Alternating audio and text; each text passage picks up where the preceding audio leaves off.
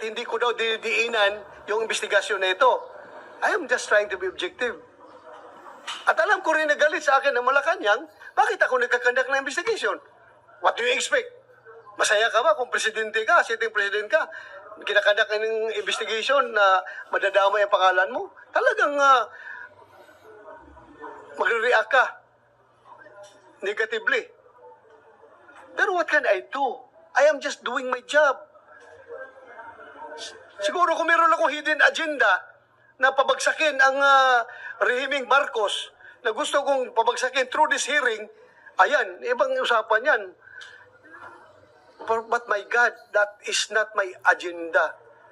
Hindi po yan kasama sa agenda ko. Ang akin dito ay katotohanan patungkol sa PDLX para mahinto natin yung mga leakage na yan. Wala pa akong agenda na maggiba ng tao.